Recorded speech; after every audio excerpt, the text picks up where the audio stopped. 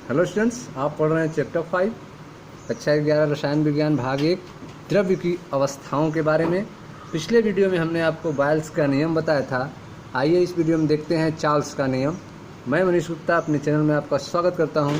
तो आइए दोस्तों देखते हैं चार्ल्स का नियम अर्थात ताप आयतन संबंध के बारे में। ध्यान से समझिएगा। गुब्बारा तकनीक को उन्नत बनाने के लिए, ठीक है, गुब्बारा तकनीक को उन्नत बनाने के लिए चार्ल्स तथा गैलुसेक ने गैसों पर विभिन्न प्रयोग किए। चार्ल्स तथा गैलुसेक दोनों वैज्ञानिकों ने मिलकर गुब्बारा तकनीक को और उन्नत बनाने के लिए गैसों पर विभिन्न प्रयोग किए।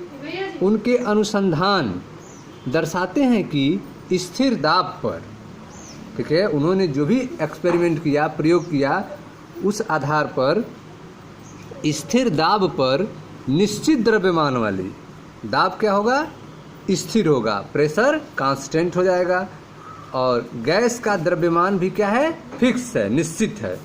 स्थिर दाब पर निश्चित द्रव्यमान वाली गैस का आयतन ताप बढ़ाने पर बढ़ता है तथा ताप कम करने पर घटता है। ठीक है, तो उन्होंने प्रयोग के द्वारा यह पाया था। इस आधार पर उन्होंने कहा कि स्थिर दाब पर निश्चित द्रव्यमान वाली गैस का आयतन ताप बढ़ने पर बढ़ता है तथा ताप कम करने पर घटता है।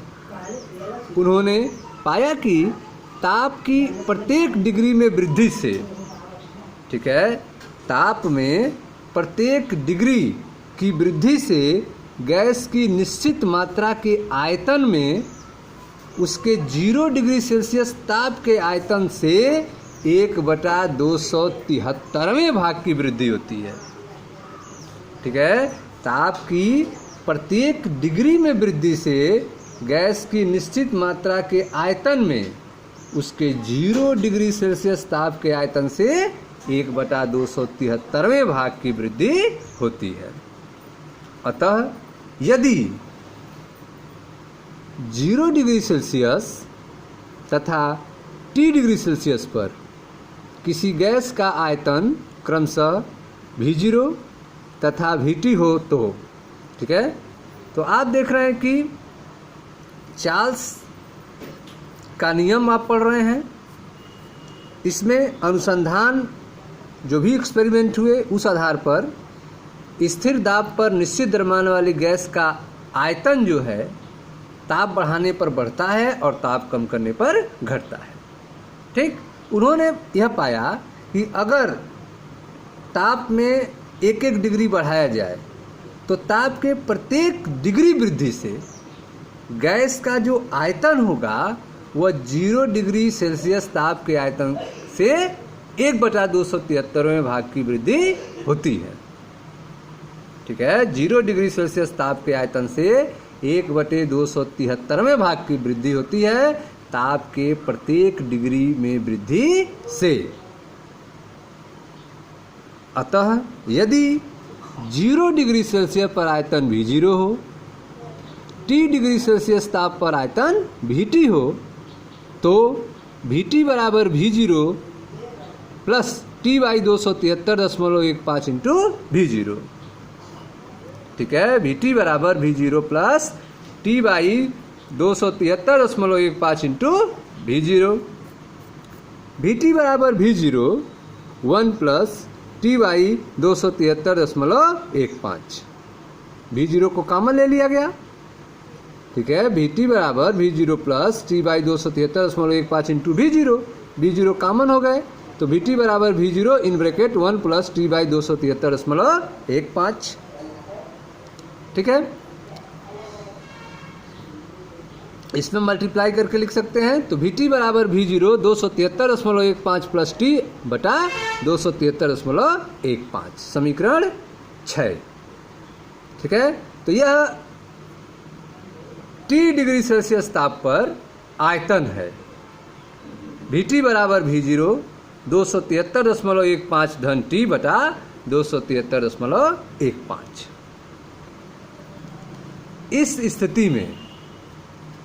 इस स्थिति में हम ताप के एक नए मापक्रम को इस प्रकार निर्धारित करते हैं कि नए मापक्रम में स्मॉल टी डिग्री सेल्सियस को कैपिटल टी बराबर 273.15 प्लस स्मॉल टी तथा 0 डिग्री सेल्सियस को T0 बराबर 273.15 द्वारा दिया जाता है। ठीक है, तो अगर 0 डिग्री सेल्सियस है तो उसको T0 के रूप में 273.15 द्वारा लिखेंगे। अगर T डिग्री सेल्सियस है तो उसको क्या लिखेंगे, कैपिटल T डिग्री सेल्सियस के लिए 273.15 प्लस टी, जो टी का वैल्यू होगा उसमें ऐड कर देंगे तो वह कैपिटल टी का वैल्यू हो जाएगा। अगर 0 डिग्री है तो उसके लिए T0 का मान 273.15 द्वारा दिया जाएगा। ठीक है, मतलब यह डिग्री सेल्सियस जो है इसको परम ताप के रूप में बदल देना है, केल्विन में बदल देना है। और केल्विन परम ताप को बदलने के लिए कैपिटल टी का मान प्राप्त करने के लिए जो डिग्री सेल्सियस वैल्यू दी रहती है उसको 273.15 में जोड़ दिया जाता है, जिससे कैपिटल टी का मान निकल जाता है। ठीक है, 0 डिग्री सेल्सियस में है तो केल्विन में वैल्यू हो जाता है परम ताप पर 273.15 होता आता है। आप पढ़ रहे हैं चार्ल्स का नियम, ताप आयतन संबंध के बारे में। आपको बताया गया कि गुब्बारा तकनीक को उन्नत बनाने के लिए चार्ल्स तथा गैलुसेक ने गैसों पर विभिन्न प्रयोग किए। उन्होंने उनके जो अनुसंधान हैं, उनके जो एक्सपेरिमेंट हैं, वह यह दर्शाते हैं कि स्थिर दाब पर निश्चित द्रव्यमान वाली गैस का आयतन ताप बढ़ाने पर बढ़ता है तथा ताप कम करने पर घटता है। ठीक है, उन्होंने पाया कि ताप की प्रत्येक डिग्री में वृद्धि से, ताप की प्रत्येक डिग्री में वृद्धि से गैस की निश्चित मात्रा के आयतन में उसके 0 डिग्री सेल्सियस ताप के आयतन से 1/273वें भाग की वृद्धि होती है। अतः यदि 0 डिग्री सेल्सियस तथा T डिग्री सेल्सियस पर किसी गैस का आयतन क्रमशः V0 तथा Vt हो तो, ठीक है, 0 डिग्री सेल्सियस पर आयतन V0 और T डिग्री सेल्सियस पर आयतन Vt हो तो Vt बराबर V0 plus T/273.15 into V0। V0 common हो गया तो Vt बराबर V01 प्लस T/273.15। ठीक है, इसमें मल्टीप्लाई करके प्लस यह बटा यह लिख सकते हैं तो Vt बराबर V0 273.15 धन T बटा 273.15, समीकरण नंबर 6। ठीक है, इस स्थिति में हम ताप के एक नए मापक्रम को, ताप का एक नया मापक्रम दिख रहा है, एक यह है और एक यह है। यह आपका T0 वाला है 0 डिग्री सेल्सियस पर और यह आपका T डिग्री सेल्सियस पे। इस स्थिति में हम ताप के एक नए मापक्रम को इस प्रकार निर्धारित करते हैं कि नए मापक्रम में T डिग्री सेल्सियस को कैपिटल T बराबर 273.15 धन स्मॉल टी तथा 0 डिग्री सेल्सियस को कैपिटल T0 बराबर 273.15 द्वारा दिया जाता है। इस नए ताप मापक्रम को केल्विन ताप मापक्रम कहा जाता है। इस नए ताप मापक्रम को केल्विन ताप मापक्रम अथवा परम ताप मापक्रम कहते हैं। ठीक है, जिसमें डिग्री सेल्सियस को केल्विन में बदला जाता है। T डिग्री सेल्सियस है तो केल्विन बदलने के लिए उसमें 273 ऐड कर देते हैं, 273.15। 0 डिग्री सेल्सियस है तो उसका केल्विन में मान T0 कैपिटल T0 होगा 273.15। इसको परम ताप मापक्रम कहा जाता है। आगे देखते हैं।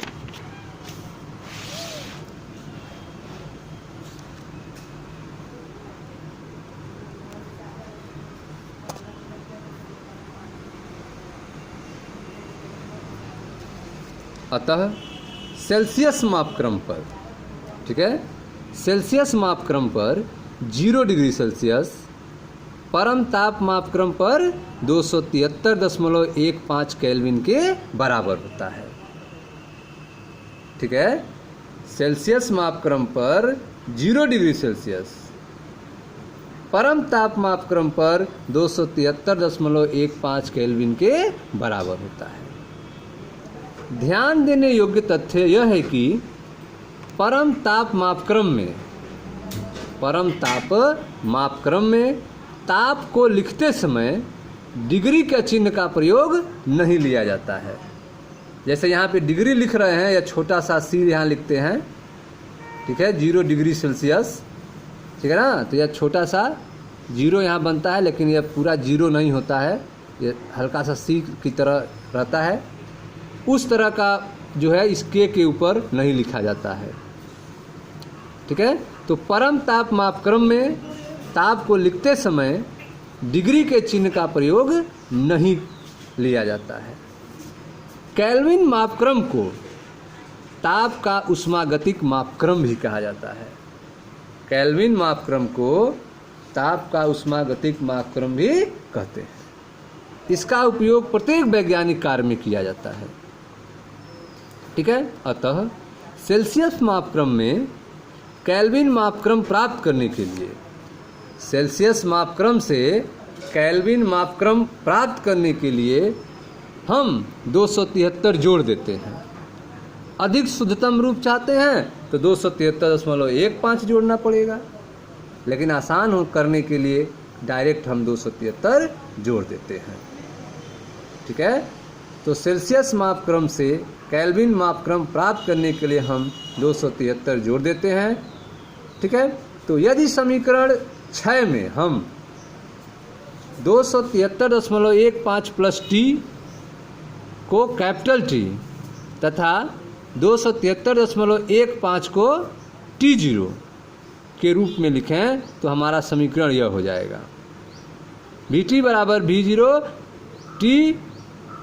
T अपान T0।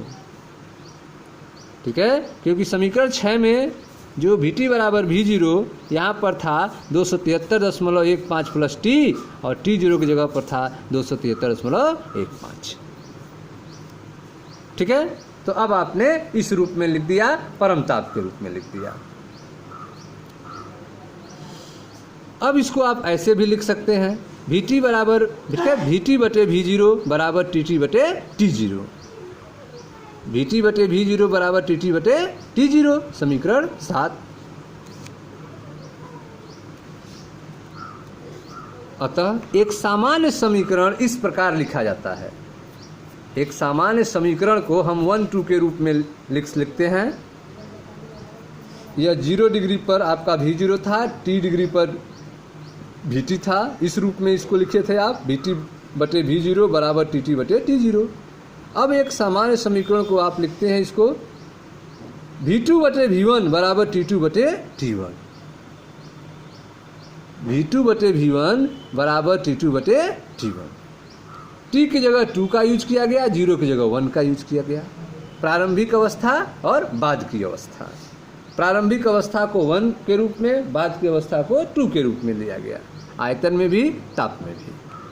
तो V2 बटे V1 बराबर T2 बटे T1। ठीक है, या सीधा कर लें,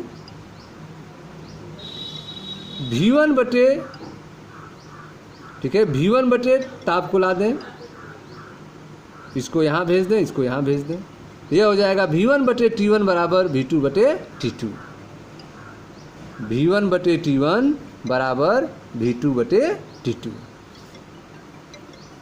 अर्थात इसको लिख सकते हैं V बटे T बराबर स्थिरांक, V बटे T बराबर स्थिरांक, स्थिरांक यहाँ पर K2।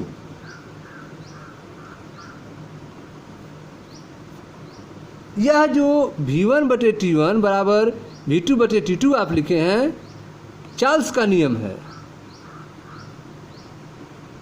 इसका प्रयोग हम न्यूमेरिकल सॉल्व करने में करेंगे। इसको हम ऐसे लिखेंगे, V बटे T बराबर स्थिरांक और वह स्थिरांक को हमने माना है K2। अतः V बराबर हो जाएगा K2 इंटू टी। V बराबर K2 इंटू टी। स्थिरांक K2 का मान गैस की मात्रा, गैस के दाब तथा वह इकाई जिसमें आयतन भी व्यक्त किया गया है से निर्धारित किया जाता है। ठीक है, यह जो समीकरण 10 आप देख रहे हैं, V बराबर K2 into capital T, Charles के नियम का गणितीय रूप है। अर्थात स्थिर दाब पर किसी गैस के निश्चित मात्रा का आयतन उसके परम ताप के समानुपाती होता है। स्थिर दाब पर एक गैस के निश्चित मात्रा का आयतन उसके परम ताप के समानुपाती होता है। V समानुपाती T, V बराबर K2 इंटू टी। ठीक है, स्थिर दाब पर एक गैस के निश्चित मात्रा का आयतन उसके परम ताप के समानुपाती होता है। यह आपके चार्ल्स का नियम है। ठीक है, इसको आप ऐसे भी लिख सकते हैं, V बटे टी बराबर स्थिरांक बराबर K2। ऐसे लिख सकते हैं V1 बटे T1 बराबर V2 बटे T2, न्यूमेरिकल सॉल्व करने के लिए। आगे देखें ध्यान से, तो आपने देखा कि स्थिरांक जो K2 है, इसका मान गैस की मात्रा, गैस के दाब तथा वह इकाई जिसमें आयतन भी व्यक्त किया गया है से निर्धारित किया जाता है। समीकरण 10 अर्थात V बराबर K2 into capital T, Charles के नियम का गणितीय रूप है जो व्यक्त करता है कि स्थिर दाब पर एक गैस की निश्चित मात्रा का आयतन उसके परम ताप के समानुपाती होता है। चार्ल्स ने पाया कि दिए गए दाब पर, ठीक है, चार्ल्स ने पाया कि दिए गए दाब पर ताप तथा आयतन के मध्य ग्राफ जो होता है वह सरल रेखा में होता है। चार्ल्स ने पाया कि दिए गए दाब पर ताप सेल्सियस में तथा आयतन के मध्य ग्राफ जो आता है वह सरल रेखा में आता है। इन्हें शून्य आयतन तक बढ़ाने पर, ठीक है, इन्हें शून्य आयतन तक बढ़ाने पर प्रत्येक रेखा ताप अक्ष के -273.15 डिग्री सेल्सियस पर अंतःखंड बनाती है। ठीक है, आप ग्राफ देखें ध्यान से, यह ग्राफ देखें, यह आपका ग्राफ है। आयतन और ताप डिग्री सेल्सियस के मध्य आरेख आप देख रहे हैं। आयतन लिया गया है, ताप लिया गया है, जो ताप है आपका डिग्री सेल्सियस में है। ठीक है, तो चार्ल्स ने पाया कि दिए गए दाब पर ताप जो डिग्री सेल्सियस में है तथा आयतन के मध्य ग्राफ जो होता है वह सरल रेखा होता है। यह दाब देखें P1, P2, P3, P4 पर आप ग्राफ में देख रहे हैं सब रेखा क्या है, सरल है। अब इन्हें पीछे की तरफ ले जाएं, शून्य आयतन तक ले जाएं। आयतन जो है इधर ऊपर जाने बढ़ता है, नीचे घट रहा है, यहाँ 0। नीचे ले जाने पर, शून्य आयतन तक ले जाने पर -273.15 डिग्री सेल्सियस पर पहुंचने पर इसका अंतःखंड बन रहा है। ठीक है, तो चार्ल्स ने पाया कि दिए गए दाब पर ताप तथा आयतन के मध्य ग्राफ जो होता है वो सरल रेखा में होता है।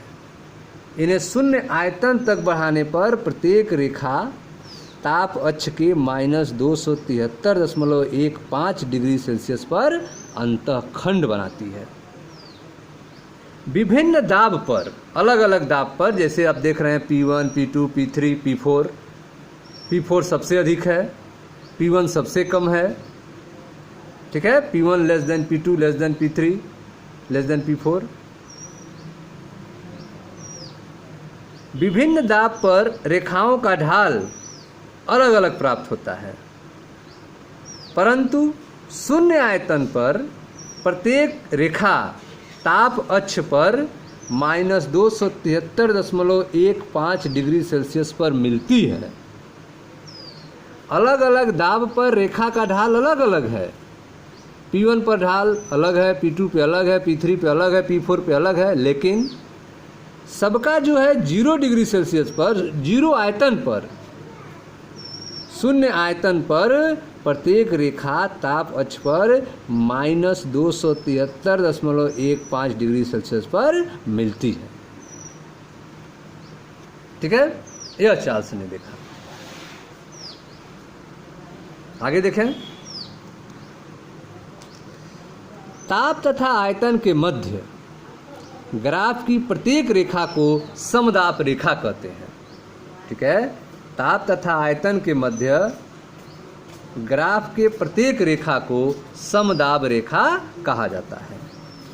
यदि समीकरण 5.6 में t के मान को, स्मॉल t के मान को -273.15 डिग्री सेल्सियस द्वारा व्यक्त करें तो चार्ल्स के प्रेक्षणों को व्यक्त किया जा सकता है।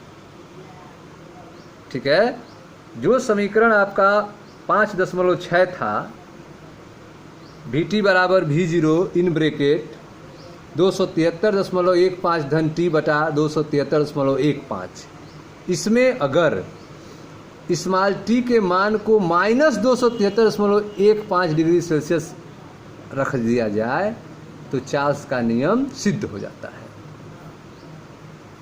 उस समय आयतन शून्य हो जाता है।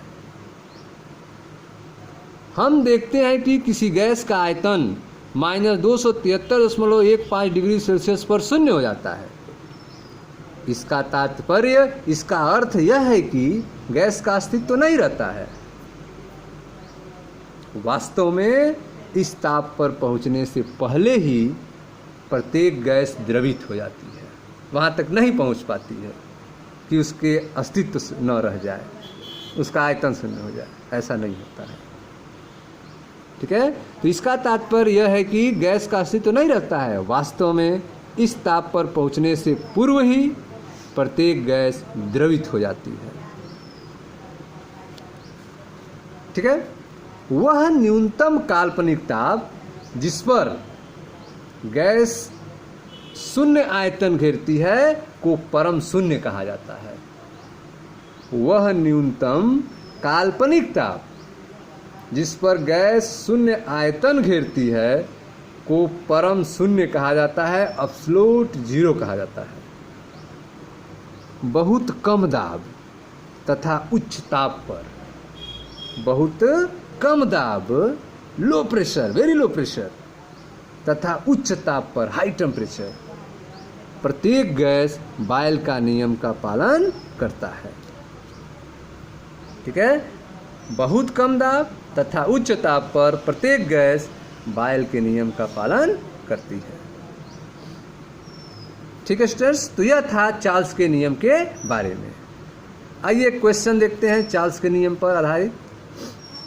प्रशांत महासागर में एक जहाज चलाते समय ताप 23.4 डिग्री सेल्सियस पर एक गुब्बारे को 2 लीटर वायु से भरा गया।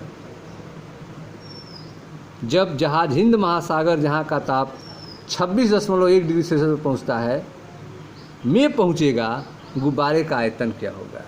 तो आप देख रहे हैं कि प्रशांत महासागर से हिंद महासागर की तरफ जहाज जा रही है। प्रशांत महासागर के समय मौसम वायुमंडल का जो ताप है वह 23.4 डिग्री सेल्सियस है और गुब्बारे में 2 लीटर का वायु भरा गया है। जब यह जहाज हिंद महासागर में पहुंचती है तो उस इलाके का टेम्परेचर आता है 26.1 डिग्री सेल्सियस। तो उस समय आपको बताना है गुब्बारे का आयतन क्या होगा। लगाते हैं चार्ल्स का नियम, V1/T1 बराबर V2/T2, क्योंकि दाब नहीं बदलता है, दाब नहीं बदलता है, वायुमंडल का दाब नहीं बदलता है, क्योंकि हम पृथ्वी पर ही रहे हैं। हिंद महासागर, प्रशांत महासागर पृथ्वी पर ही हैं, तो इसलिए वायुमंडल दाब नहीं बदल रहा है, तो दाब स्थिर है, चार्ल्स का नियम लागू हो जाएगा। ठीक है, V1 आयतन दिया है 2 लीटर, V1 2 लीटर हो गया। T1 23.4 डिग्री सेल्सियस, इसको चेंज कर लेते हैं केल्विन में, तो 273 जोड़ लेते हैं, तो T1 हो गया आपका 299.1 केल्विन। ठीक है। T2 जो है आपका दिया है 26.1 डिग्री सेल्सियस, इसमें भी 273 जोड़ लेते हैं, तो यह हो जाएगा आपका 296.4 केल्विन। यह किसका मान हो जाएगा? यह हो जाएगा आपका T2 का मान 296.4 केल्विन। यह वैल्यू है आपके T2 की, और यह वैल्यू कैसे मिली है? आपको ऐड करने के बाद मिली है। क्या ऐड किए हैं? 273 आपने इसमें ऐड किया है। किसमें ऐड किया है? 26.1 डिग्री सेल्सियस में। ठीक। अब चार्ल्स का नियम आप अप्लाई किए, V1/T1 बराबर V2/T2। आपको V2 निकालना है, तो V2 बराबर V1T2/T1 मान रख दीजिए। V2 बराबर 2 लीटर इंटू 299.1 केल्विन बटा 296.4 केल्विन। सॉल्व कीजिए, 2.018 लीटर, 2.018 लीटर। अब यहाँ पे आप देखो क्या हो गया, आयतन बढ़ गया। कितना बढ़ गया?